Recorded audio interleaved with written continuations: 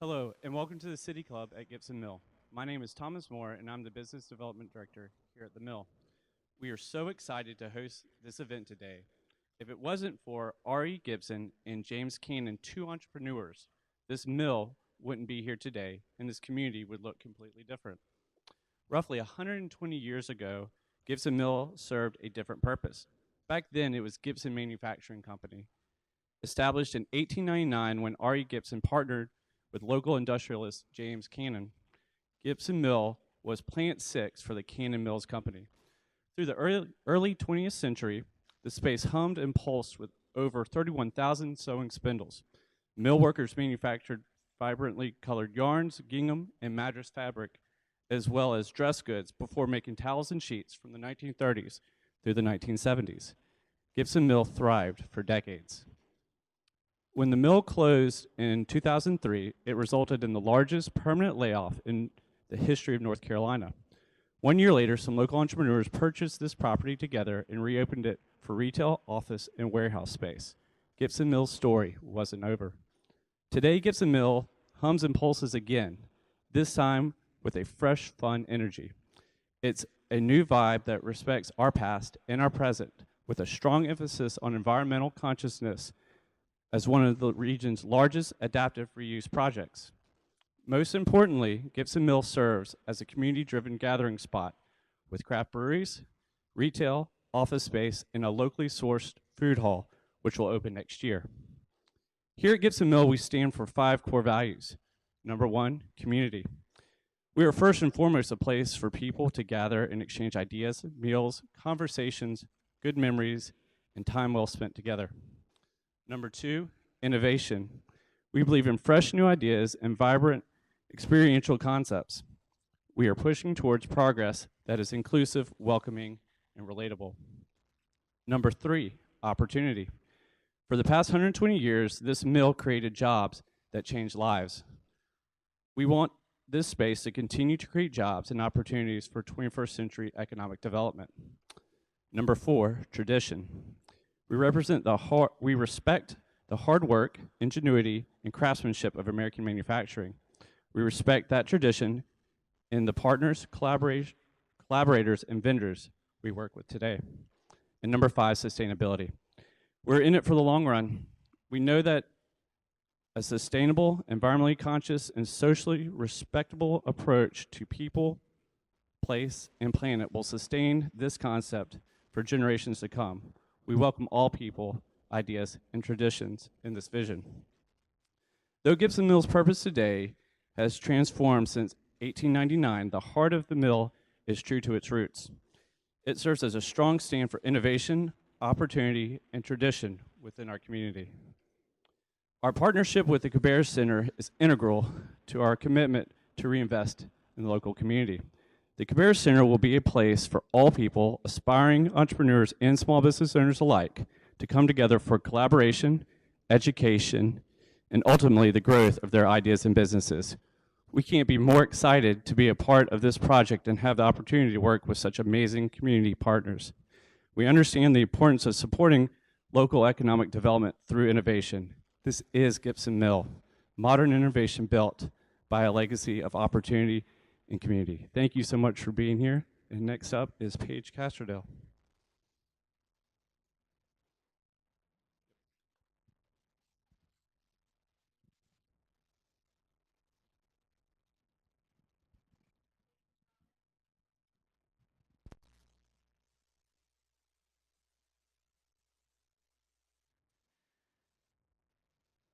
Okay. Good morning. I'm Paige Castro. I am the Interim Executive Director with Cabarrus Economic Development, and I'm so glad that you guys are here with us virtually. We look forward to being able to share this project with you in person over the next couple of months. I wanted to take this opportunity to talk to you a little bit about how this project came to life. Cabarrus Economic Development is the lead economic development organization for Cabarrus County and its 5 municipalities. And back in 2007, the Cabarrus EDC and the Cabarrus Chamber commissioned a study to better understand entrepreneurial development in our county. And what this study found is that even though there were many organizations that were working with small businesses and small business owners, there was real lack of cohesion among those organizations, and there was a lot of confusion. If you were a small business owner or you had an idea for a business, there wasn't really a clear path for you here where you could go to get that support. One of the other things that was identified in this study was the fact that if you were someone with a scalable business, not necessarily a Main Street business, but a growth-oriented company, there really was nothing here for you. There were no solid resources available to support you.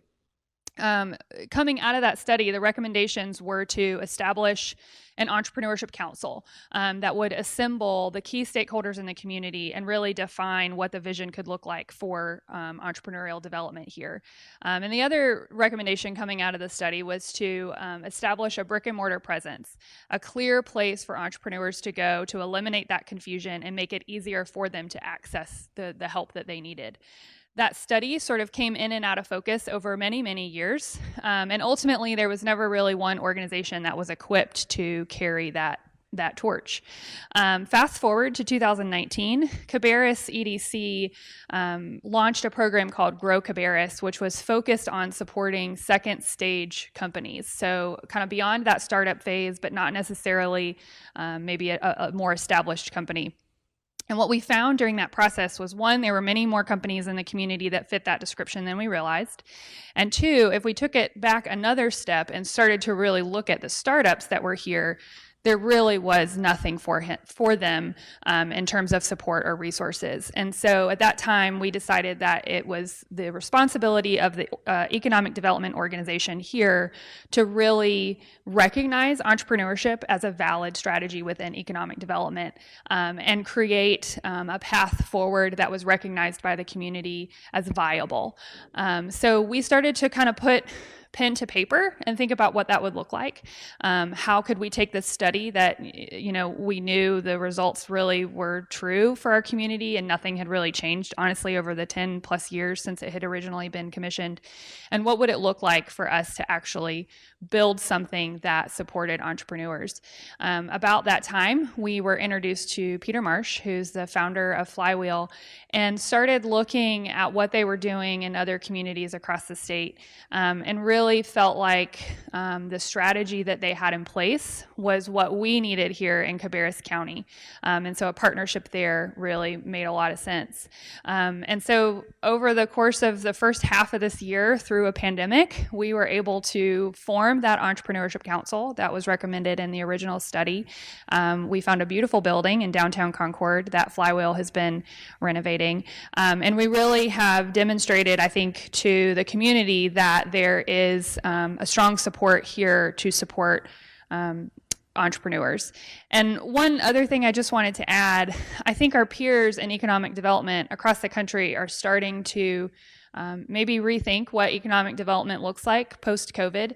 A lot of what we're hearing is that entrepreneurship needs to be kind of in the forefront of our strategies moving forward. We know that that entrepreneurship supports economic recovery. And so I feel very fortunate that we are not just now having those conversations here, that those conversations have been taking place for a long time, and that we have the pieces in place to help our community recover from this by supporting entrepreneurs. So I'm going to bring up Danielle, who is the community manager with Flywheel. She'll be working out of the Concord location at the Cabarrus Center, and she's going to talk to you a little bit more about Flywheel and everything they've got going on over there. Thank you.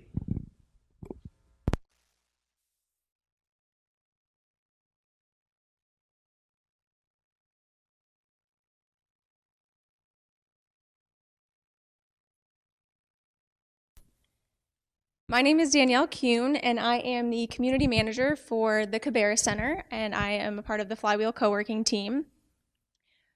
I just want to first thank every community partner that we have had on this project so far. You'll see in this photo here, there are a lot of different logos and a lot of different organizations that have really come together to put this big project in the works, and we're moving forward really great. So Flywheel Co-working, we design and operate space that includes office space, meeting rooms, private offices, co-working areas, and amenities. But really, we're more about the community and the vision and bringing everyone together to be able to just really build individuals as well as businesses and help everyone grow and develop.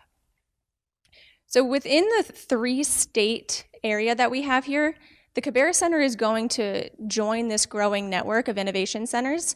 And you'll see here, you have right now North Carolina, South Carolina, and Virginia, and just a few more coming up in the works. So keep your eyes out for that. We started out in Winston-Salem, which you'll see a photo here of the inside of the space of Winston-Salem location.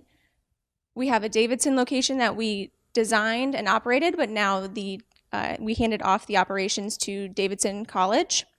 And what you'll see here are the renderings of the new location called the Cabarrus Center that's going to be opening in downtown Concord at 57 Union Street.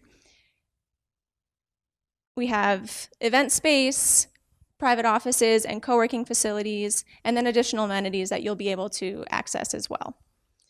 We don't just use the physical space and the beautifully designed space to bring people together. We bring them together for a purpose. And you'll see here, these numbers really speak for why we do what we do. And it's really just being that network and that resource for individuals to be able to be the best version of themselves, as well as for their businesses to just create that economic development and have an impact on the economy. The Flywheel Foundation really supports the mission and the programming that Flywheel offers. We're able to focus on accelerating local economic development, as I mentioned as well. We really push forward the programming and the events within the space. We're bringing together the ideas, the people, and the capital access to be able to promote as much as we can. We're going to be offering a micro grant program, which there's more information on that to come. But in order to be accepted into the microgrant program, you have to fill out an application, and you'll start with these 2 programs. You'll participate in these 2 programs, which the enrollment will be free. Once you participate through that, you are eligible for the microgrants.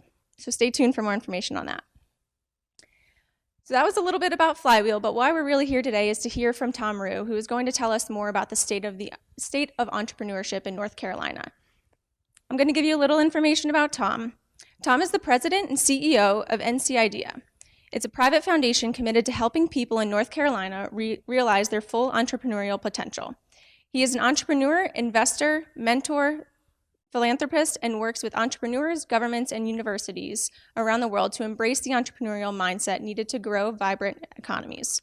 Thom spent the first 20 years of his professional life in the variety of startups and growth companies, and the last 15 years helping others do likewise. During his 7-year tenure at the Kauffman Foundation, he directed the foundation's programs addressing entrepreneurial education, mentoring, access to capital, and fostering entrepreneurial ecosystems, core priorities in his current capacity at NC Idea. He has served on the World Economic Forum's Global Agenda Council for Entrepreneurship and currently serves on the Board of Advisors for the Kenan Institute of Private Enterprise at the University of North Carolina and on the Governor's Entrepreneurship Council. So bring your hands together and help me welcome Thom Ruhe to the stage.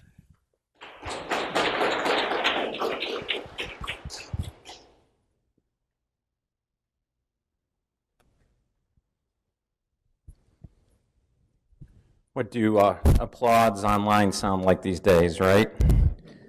And other interesting things we've learned. First of all, thank you. Thank you for the warm introduction. I'd like to thank the center for just asking me to come and speak, and in particular, I need to thank Peter from Flywheel. I think I've known Peter Marsh since my time at Kauffman. We might have met even.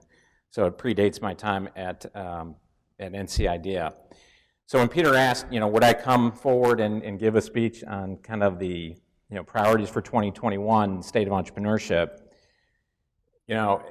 first of all, it's easy for me to say yes because it's a topic that's very near and dear to my heart. But what I would say at first is that the priority of entrepreneurship is the priority for society to get past COVID. Because you see, historically, data proves, whether it was 2008 or 2001, or even recessions before that, when the economy goes through a big shock to the system, the first people on the front lines that lead those recoveries have been historically entrepreneurs and will be this time. And if you think about it, it becomes kind of logical, right? They're on the front lines out of necessity. As we have seen, unfortunately, and to the detriment of millions of people, large corporations, in response to the economic downturn, have had to shed jobs, millions of them to be specific. But entrepreneurs, they have to be the first ones out there looking for signs of life. And in so doing, especially when their companies are less than 5 years old, the number one thing they do for the economy is create jobs. They hire people. And I can't think of a time, at least in my past life, where jobs were needed more than they are today.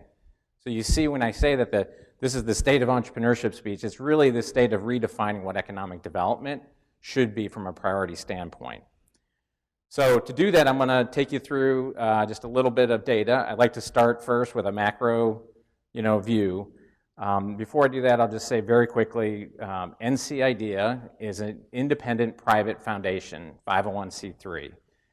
We have NC in the name, so sometimes we're confused with being perhaps a government organization or government funded. We are not. We have our own money. We have our own agenda. We are governed by an incredible board of directors who have embraced the mission of the organization, namely to help people realize their full entrepreneurial potential. I should say that that board has also, during these unprecedented times, significantly stepped up. And for the current fiscal year that we're in and for the next one, so in other words, FY 2022 for us, they have pledged that we will have an operating budget of at least 10% of our net assets. I apologize, this is a little wonky, but for foundations, by law, IRS regulation, we have to deploy 5% of your net assets. That's what gives you the tax-exempt status. And most organizations will stick to that 5%, hoping that their assets grow at some rate above 5%. And in times of downturn, because everybody's endowments took a hit, they even pull back typically. NCIDEA did the exact opposite, and we leaned in. And the board has said we're going to overcommit, we're going to overspend. Yes, it's going to impact the size of our endowment, it's going to start burning it down. But we have faith that in doing this, we're going to give the economy of North Carolina what it desperately needs right now. And we're going to worry about our own self-survival at another time. Because for right now, there are too many people in need. This work is too vital. So I can't be appreciative of my board enough to demonstrate the courage to do that at this time. So I'm going to start with some macro data. You heard in my bio, I have the good fortune to serve on the board of advisors at the Keenan Institute of Private Enterprise at UNC Chapel Hill. I'm biased when I say this, but I would put them as a national, if not global, thought leader in certain very specific areas. And they recently issued a study that I can't recommend highly enough about the 7 factors that are reshaping the economy. These are important things to recognize for those of us that are in this space of economic development, in the roles that we can play, because these are factors that they are identifying that's going to impact every aspect of society. I'm not going to get into them all, and forgive me, I need my cheaters. But changes in work, travel, and migration patterns, for example, the very first one, as we are all getting accustomed to work from home and doing events via Zoom and other tools, that's perhaps preaching to the choir, but this has lasting impacts beyond just the momentary inconvenience. I mean, I'm sure you have all heard now of companies that are going to permanent work from home status, right? And this is factoring into certain economic development strategies. For example, Tulsa, Oklahoma recently launched a program called Remote Tulsa, where they are paying knowledge workers that have the ability to work from some location other than an office space to move to Tulsa. They're getting stipend grant offerings. They're getting subsidized housing offerings, right?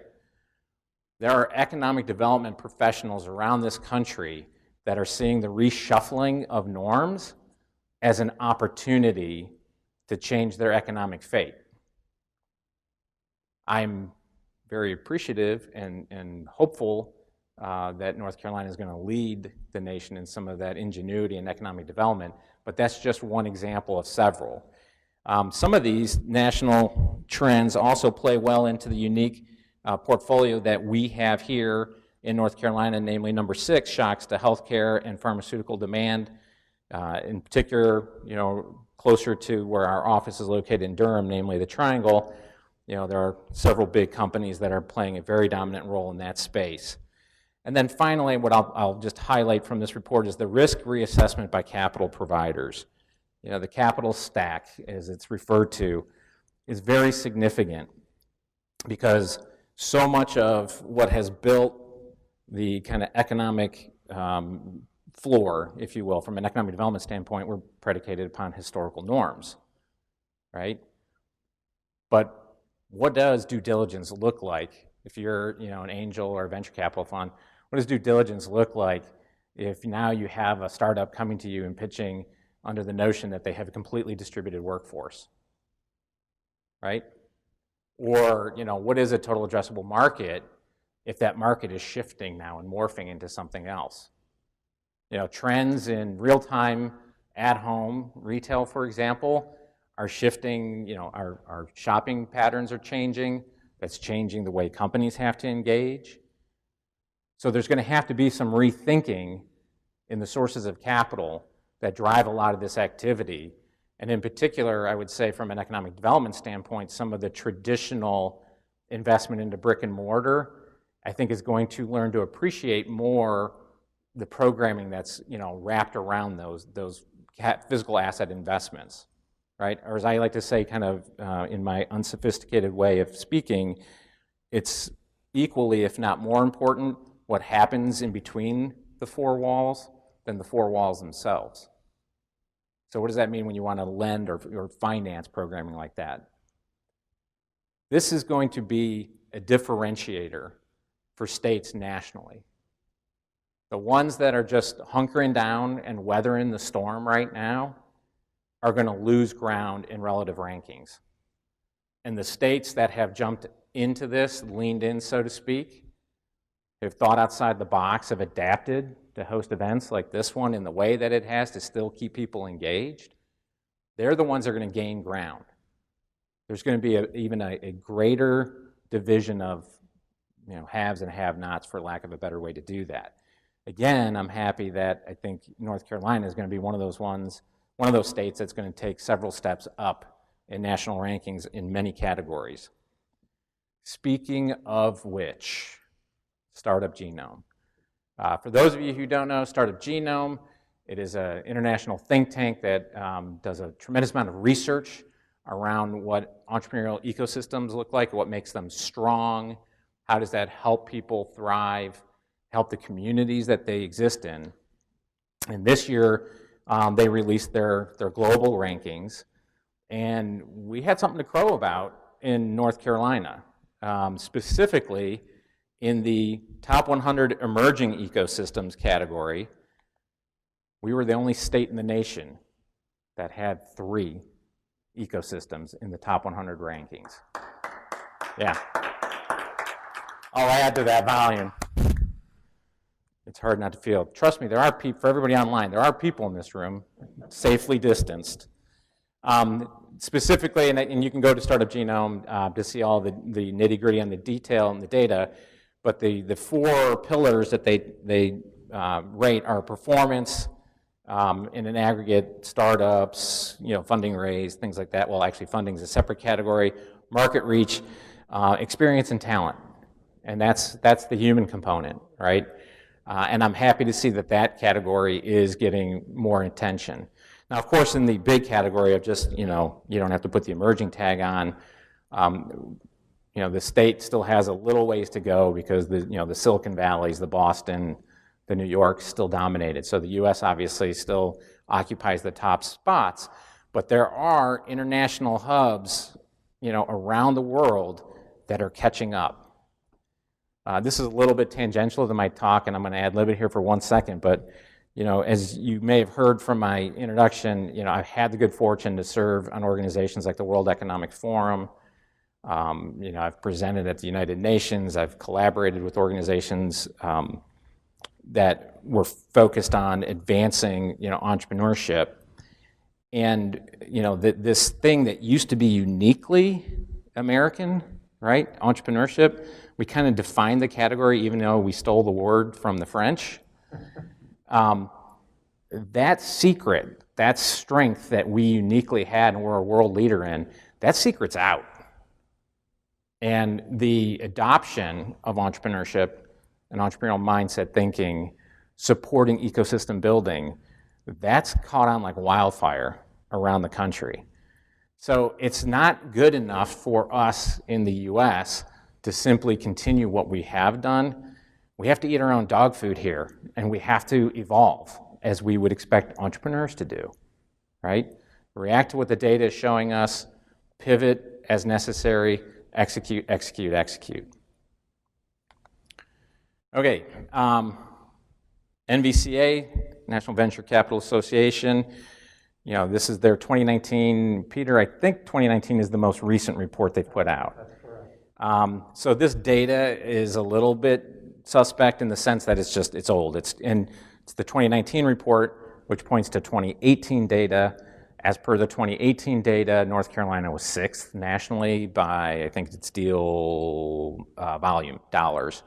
And if you look at Texas, we're very close, and we actually did less deals for slightly less money, which means our average funded deal was higher than theirs. So we're in striking range. Nothing to be ashamed about, for sure. Take this with a grain of salt. Actually, I should point to this screen. Take this with a grain of salt. Because we are LPs ourselves. A big chunk of our endowment is invested in private equity, and all of the funds that we are limited partners in have postponed capital calls. So I suspect when the reports of the COVID era do come out, we're going to see a very big slowdown in private equity. It's to be expected, so I wouldn't get too alarmed about that. Everybody, the initial reaction to a shock to the system is, pulling in, protection, cover your flanks, take an assessment of things. So private equity was no different.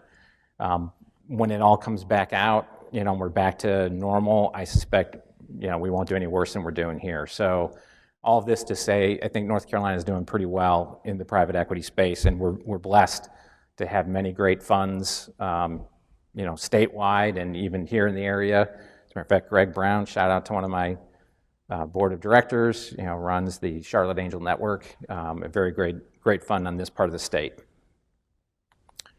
All right, this was an interesting, so every time I get asked to do a talk like this, it forces me to refresh my shtick and make sure that if somebody saw fit to put me in front of you all, that I had something useful to say. And so this story came out of The Economist on the 10th, so just in the last couple days. So I made a quick edit to my deck. And they have found from a data scrub that they were doing, and I think Goldman Sachs was their partner on that. You can look up this story, and I might be wrong on which big bank was their partner on the data scrub. But they have found recently that the number of new businesses in America is booming, reversing a trend that had been going on, a disturbing trend that had been going on for years now. On average, we have been seeing in aggregate about 500,000 firms ceasing operations per year. So if you want to keep kind of a net level position, we need about 500,000 a year or more starting if we want to keep our aggregate place steady. Obviously, if we're above the close rate, then that's better. And if we're getting below it, that means the entrepreneurial ecosystem is shrinking. So this is welcome news. I would put a little bit of a caveat in here because some of the speculation as to why, actual reasons why we won't know for some time because that's always done after the fact. But some of the speculation in the story was that this could be also a response to some of the PPP money that went out there so that individuals were forming corporations so that they could access some of this fund. But again, I go back to my opening statement, and that is that historically, it is entrepreneurs that lead recoveries. So they are the canary in the coal mine, so to speak. So as they go, so goes the economy. So this may be a very positive finding for the U.S. in particular, because as the story points out, no other, as they define it, rich nation is anywhere close to having new firm formation at this level. So maybe we are getting our mojo back and we're jumping ahead. Time will tell, but it's certainly an encouraging data point. Taking it down a little bit more micro now, and by micro I mean, micro enterprise.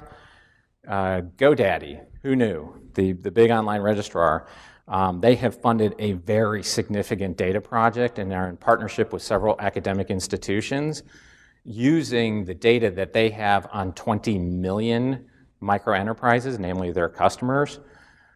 They have published some very interesting reports. I highly recommend, if you're a geek like me on this, because I gotta tell you, and my wife hates it every time I say this, these white papers, this is like my porn. She'll catch me at 1 a.m. in bed reading a white paper and tell me to turn that off. But this is some really good white paper stuff, and shouldn't be surprising, right? On this latest report that they put out, which was in September, the 4 dominant things that micro enterprises are saying they need to succeed: access to capital. That's right, duh. Skills training. They need to understand it for themselves, to have access to markets, but also for staffing, which, by the way, I'm not going to call it a silver lining of COVID, but the fact that we are adapting to more online training programs has made it very accessible to others. Organizationally, and just trying to, realize and be sympathetic and have empathy towards our team. One of the things we did in response to this shift was we reimbursed every employee who wanted to have a subscription to Masterclass, right? And just say, listen, we're going to acknowledge that this work from home time is going to be different. You're going to have some cycles you didn't have before. Try to invest it in your own self-development, and that would be true for an entrepreneur with a startup trying to upskill, employees. Broadband adoption.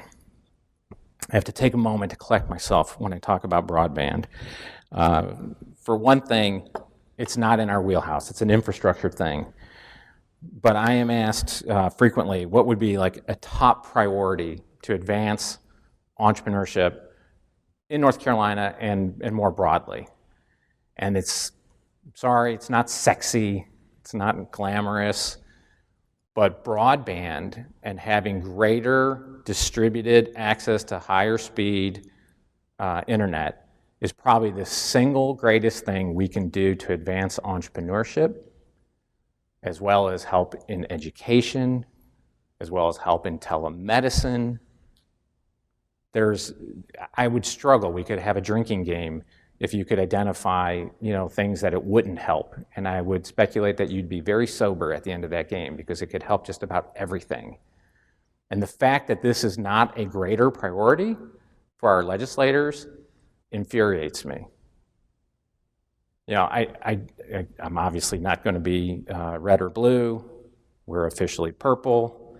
We don't advocate, as a private foundation, we don't advocate for specific legislation, so don't misinterpret my comments in that regard. I'm just saying, as a key factor, especially when you consider our rural communities, for example, right? With a distributed workforce. People can't start businesses in certain counties and zip codes but for the inadequate access to broadband technology. So if you want to ask yourself, how can we bring more economic opportunity, more wealth creation in these underserved markets and communities that need it so desperately, light them up. Put fiber in. That makes it an option. With the big trends in migrating workforce, that will play directly and complementarily into that hand. And I say this from personal experience. My 2 eldest children work at the same venture-backed internet security company up in Northeast Ohio. They, like the Microsofts and Facebooks of the world, have said, we're closing down the office. We're permanently work from home, distributed workforce. And they have been told, feel free to move to any part of the country you want to work. You have to abide by the time zones. So staff meetings and all the kind of the overhead of running the business. So if you are going to, even move out of the country, just be aware that you have to time shift, and you have to have adequate broadband, right? That's the power of it. And I hope through grassroots and direct and other enlightened efforts, we can advance the state. I think we're there's so many rankings, but I think one of the ones I read recently is like we're 26th. That's terrible. And it certainly doesn't ring. We are 26. We are 26. No good. No bueno. And then finally, flexible benefits.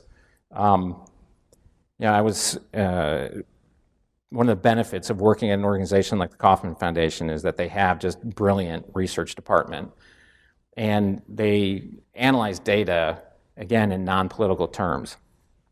So, and it's kind of ironic now thinking about the hearings that are going on in DC today with the Supreme Court Justice. One of the things that the Affordable Care Act did that doesn't get nearly enough airtime was it was a boom for entrepreneurship. Specifically, giving individuals an option to get health care benefits from an open market ended this thing that is called job lock, right?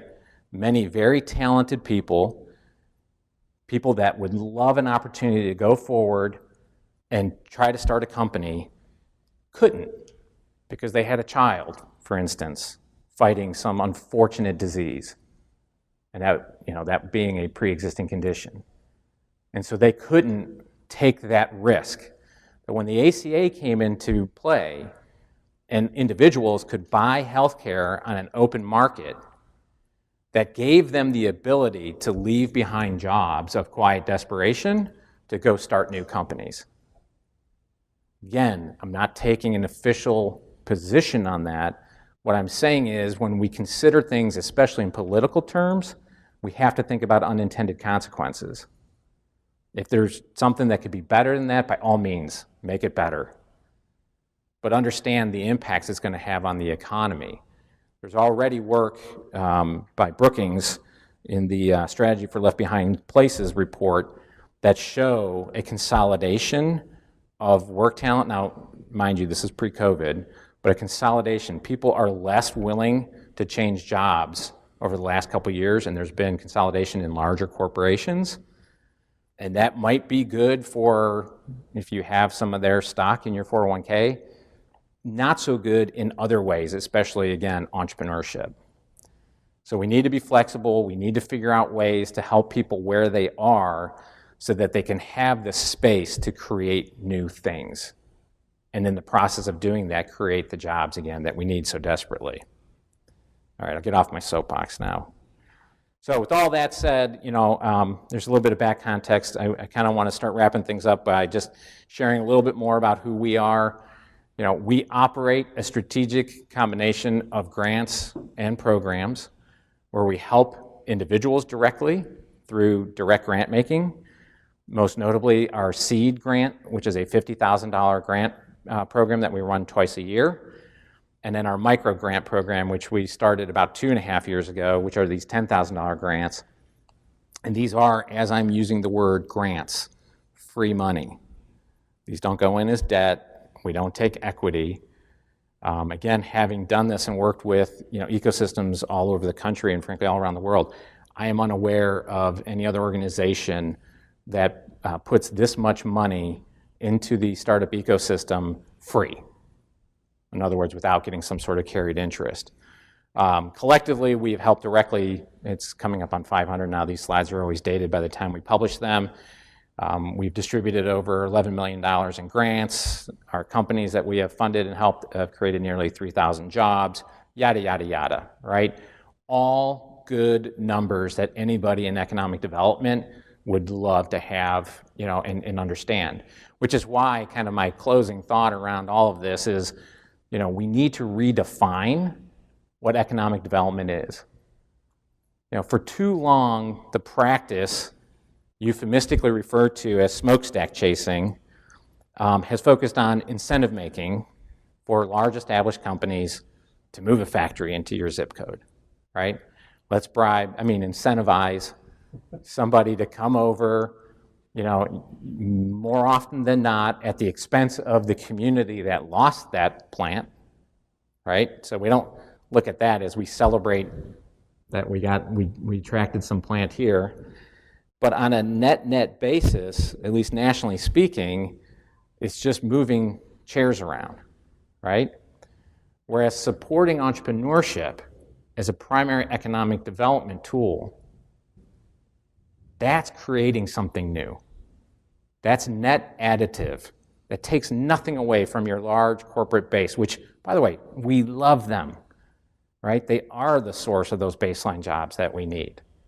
There are people that don't want to do anything entrepreneurial, and there's nothing wrong with that. We need that. It's not a binary conversation that if we focus on entrepreneurship, it comes at the expense of traditional economic development activity. That's not the way it works. It's additive, right? What I'm advocating for is I'm trying to compete, for the hearts and minds of people that make the decisions on how, public resources are allocated, to say, if you're willing to support, for instance, a job creation tax credit, and you're willing to give a company 20, 30 years to demonstrate the ROI on that tax credit, if you took a fraction of the resources you're willing to allocate that way and plowed it into an early stage startup ecosystem, you'll get 10x the return. And by the way, those companies tend to be loyal to the locales that they're born and that they grow in. They are far less susceptible to the notion of somebody giving you a 5% bounty to move to another state. So I put this out there, hopefully into the universe, so that the people that are in positions to rethink these notions actually do so. Recently, we had our third iteration of ecosystem grants. So I talked about what we do for individuals, but 4 years ago, shortly after I started, March, it'll be 5 years that I'm in the role.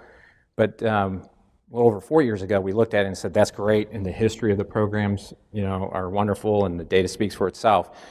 But there's only so much we can do. And so what we saw a big gap in the marketplace at the state level was how to coordinate ecosystem partners. And more importantly than coordinating and just being a cheerleader for them is how can we help them with capacity? In other words, fund them. So we started the Ecosystem Partner Program. We just had the closing of our third iteration of this program. We have funded over 36 organizations to date. I was just telling Peter, we had 61 applications, and that's great, and it's humbling. It reminds us all, the whole staff, the incredible team at NC IDEA, the privilege it is to do this work. But it's frustrating in the sense that pretty much most of those applications deserve to be funded, should be funded, and they're doing vital work. We don't have enough money to do it. Even at our 10% budgets, we don't have enough.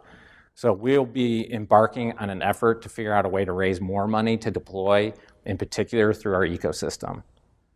Because every one of you out there that is doing this, everyone on this backdrop that you see, and Danielle had on her earlier screen, this is where the magic works, in the collaboration of all these organizations coming together under a common cause, purpose, and value to advance entrepreneurship. You want to make North Carolina stronger? Support this work. It's no more complicated than that. People ask me, what's the silver bullet to building great ecosystems, entrepreneurial ecosystems? And again, I smirk and I abuse people with this. I'm dragging out my answer like I am right now. Stalling. But the reason I'm doing that is there is no sexy silver bullet.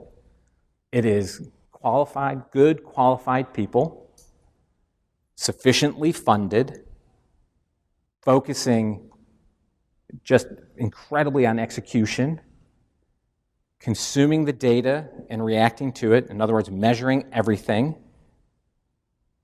rinse and repeat. It's no more complicated than that. Yet it's not as commonplace as it should be, at least not yet. So again, that's a way for me to applaud the folks that are coming together for this. And then finally, I'd be remiss if I didn't take this opportunity to pimp one of our own things out, namely our Statewide Ecosystem Summit. I know some of you in the room, or at least online, were at our first one last year. It was a pretty good gig. This year, like everybody else, like what I'm doing here today, we're going to be online, but we have a few fun things up our sleeves. So if you really want to see what's happening at the statewide level, please go to our website, ncidea.org, and you'll find out information about registering for the program. And my final thought to leave you with today is understanding why we focus on entrepreneurship. Quite simply, it's because our greatest natural resource is the entrepreneurial potential of people.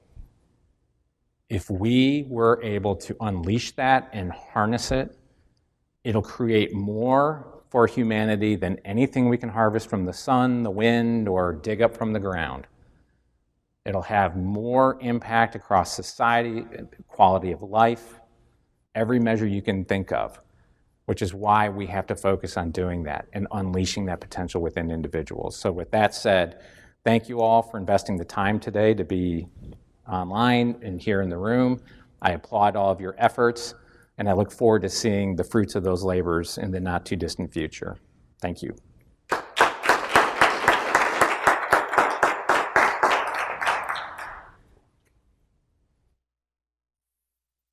Thank you so much, Tom.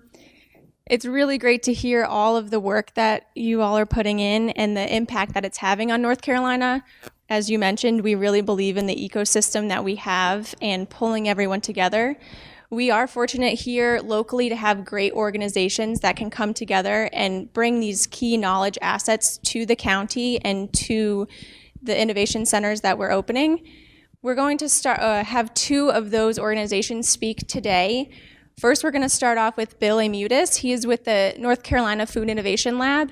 He's going to discuss the ideation, the development, and the growth that's coming out of the lab right here in Kannapolis, North Carolina. And then we're going to move on to Megan Smit, who is with the Small Business Center at Rowan Cabarrus Community College. So we're going to hear a little bit from Bill and Megan, and then we'll get together and we'll be able to network right after this event.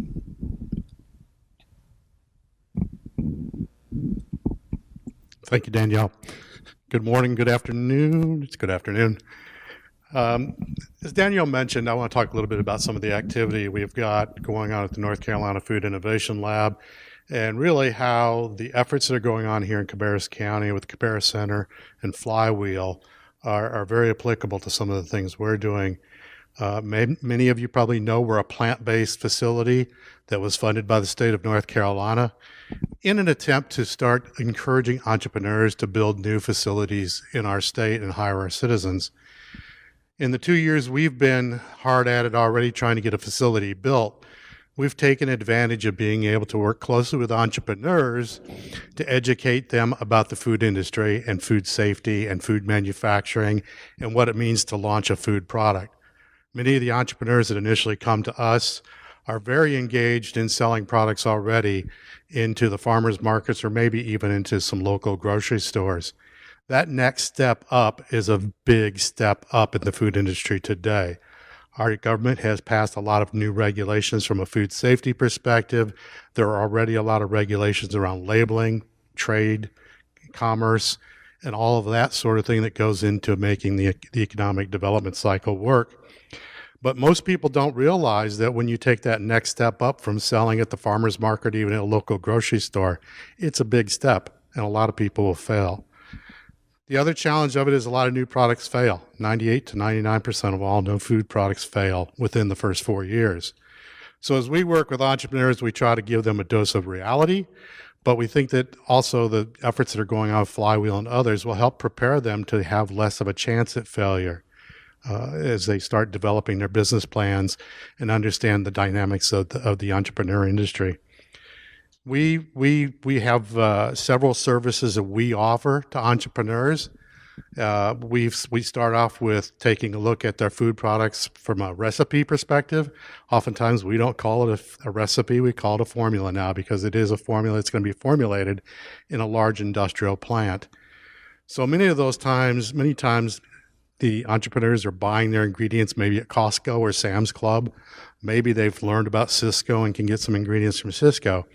But the cost structure of those ingredients, that go into their food product is much higher than we can realize if we actually go directly to the people that supply food ingredients to the industry. The other thing that and Thom mentioned this, is capital. Capital is expensive. Most entrepreneurs are looking for capital so they can grow their business. We have an extensive network within a lot of the food venture capital type firms that are out there, and our network continues to build as we've launched into this effort in the last couple of years. Today's dynamic environment for funding, even during the pandemic, I'm glad to say that at least the food industry has continued to be funded pretty well through this pandemic. But an entrepreneur that's looking for funding has to have more than just one product or one idea. They've got to have several, and they have to know what their next generation of products looks like. As I mentioned earlier, the failure rate is very high. So if you don't have a second, third, fourth, fifth, sixth, even 10th idea of what you want to come into the market with, your likelihood of getting funding is diminished greatly. You also have to understand the market dynamics. It used to be that we would say, well, how are you going to position this product? Who are you marketing to? And where do you want it on the grocery shelf? Well, the retail industry, as we know, has changed drastically the last 7 months. So marketing a new product today is going to be about your internet strategy and e-commerce. We've come up to speed quite a bit the last few months on this ourselves, and continue to work with our customers to help them learn how to launch a product on the internet and how to position it and how to attract certain segments of the customer and population. From there, a lot of entrepreneurs then start looking at how do they manufacture their product. We have a nice pilot plant that we've been building out, about 10,000 square feet, operating under the strictest food hygiene and sanitation conditions. So it will be a government inspected facility, and that will give them the opportunity to be able to market products into a small market to get started with. Once that growth starts happening, we then work with them to find co-manufacturers or co-packers in the state. And economic development, local economic development has been very good about also working with us to identify where are these co-manufacturers and co-packers and what are they capable of doing. As Thom mentioned, one of the big things right now is also training. Training is extensive in the food industry. It's about the Food Safety Modernization Act. It's about food labeling. It's about allergens. It's about cleaning. It's about sanitation. It's even about how to take a pump apart and rebuild it. So if you're a food manufacturer, your training has to continually be occurring, and doing it virtually isn't always an option. Something like the Better Process Control School for people that want to do canned products has to be taught in person because there are a lot of hands-on type things we have to teach you. From there, we also offer quite a bit of other services and consulting for the food industry, but we also have a professional photographer and videographer that can help you do little vignettes of video that help you launch on the internet, or we can take pictures if you want to do brochures of your nice products. So that's kind of a quick overview of some of the things we have going on. 10 minutes doesn't give me a lot of time to do it justice, frankly, but we're here to help you. The Cabarrus Center will be here to help you. The Flywheel will be here to help you. So if you're a food entrepreneur, it's a great time to be jumping into the plant-based food area right now. We saw during the pandemic about 45% growth in that area. Before that, we had been seeing about 22% over the last 5 years. Even now, it has slowed down the last couple of months. We're not running at that 45% level like we were back in June and July, but we're still running above 25%. So we're still above even the last 5-year running average. Plant-based foods are here. People want to eat healthier. And as a result of that, that segment of the industry is growing rapidly. And North Carolina is positioned very well. We grow about 85 different crops in the state of North Carolina that, quite frankly, about 85% of it leaves the state for further processing. We want to reverse that trend. So thank you for your time today.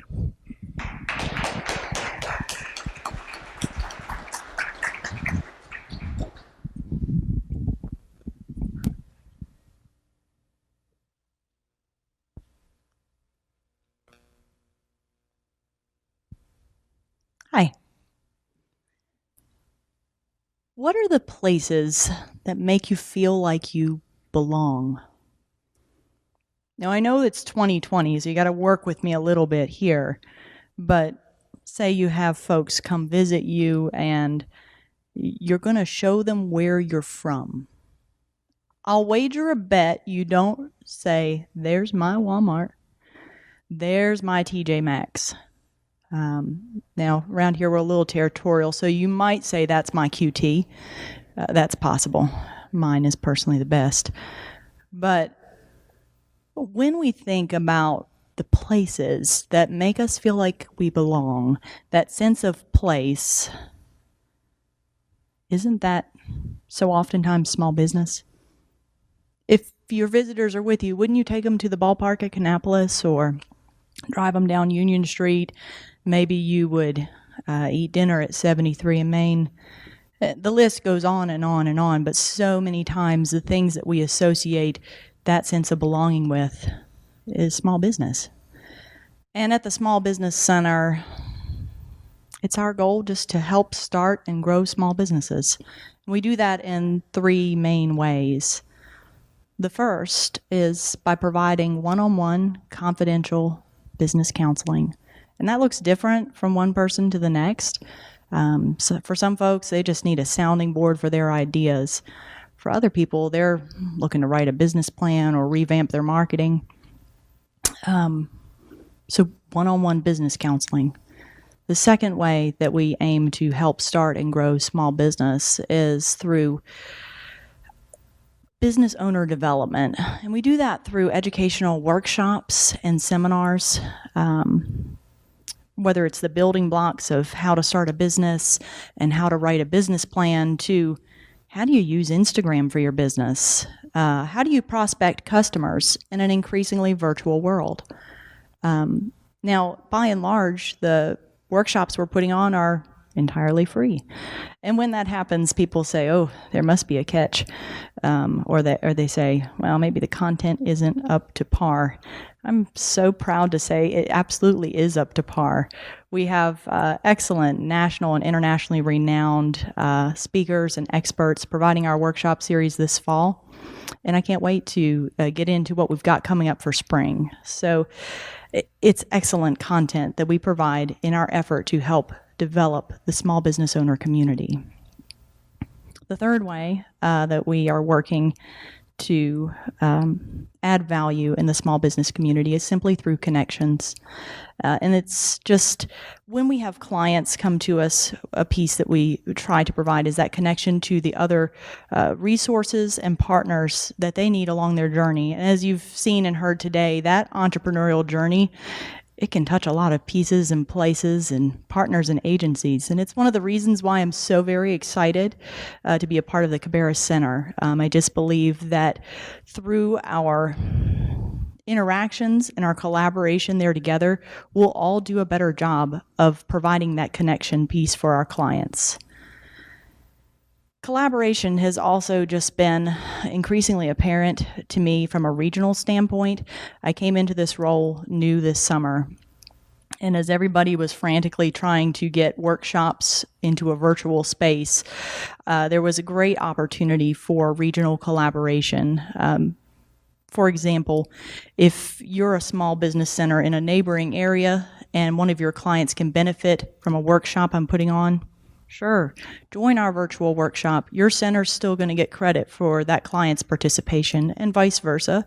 And so in that way, we've been able to content share content that's relevant for the region without every center sort of recreating the wheel. And so that's just been a real benefit to us regionally. Statewide, we're a part of the Statewide Small Business Center Network.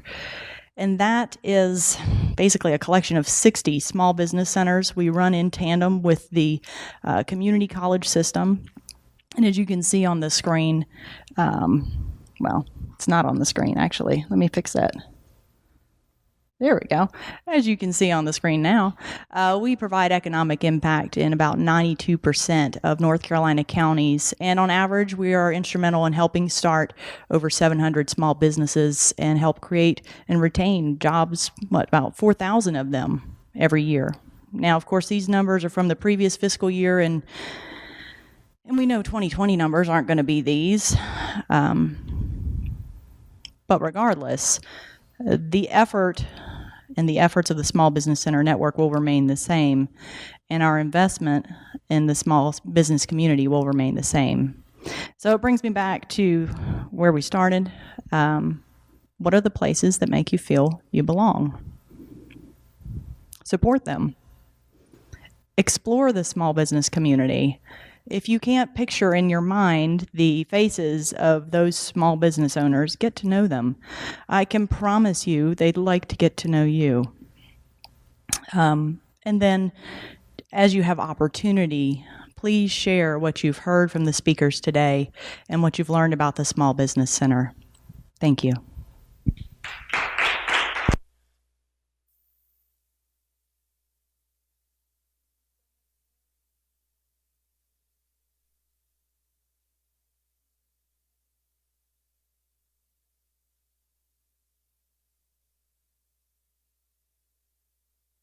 Anyone within the entrepreneurial journey or just small businesses in general, and to just help economic development within your local area. So what we're going to do, I'm going to talk about a couple upcoming events that we have that are pertaining to the Cabarrus Center as well as Flywheel. And then I'm going to introduce how we're going to network if you are available to stay after within the virtual platform to network with everyone. So upcoming, we do have a behind the scenes hard hat tour that we're going to be bringing everyone in person to the Cabarrus Center. It's going to give you a great introduction to the space, where it is, and give you the behind the scenes of the progress of the construction, the design, and get to meet our team. We'll be able to talk through the membership opportunities that we have available and how you can contribute to the Cabarrus Center. So please head to our website, register for the event. We're going to be running tours from 10 a.m. to 4 p.m., so it'll be drop-in style, and you'll be able to meet the team and see the space. Coming up this weekend, we do have a weekend filled with social impact. It's a pitch-style weekend. It's through Techstars. It's a startup weekend, so it covers Friday, Saturday, and Sunday. It's fully immersive.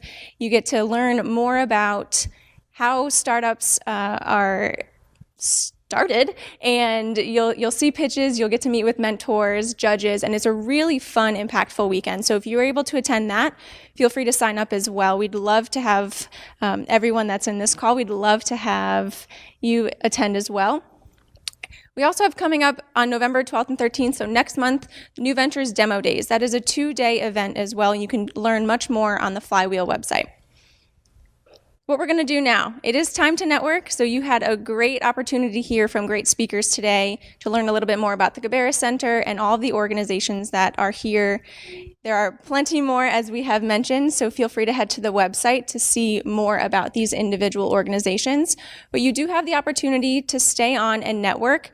We're going to head back to table mode, which is what you started in when you first logged into this platform.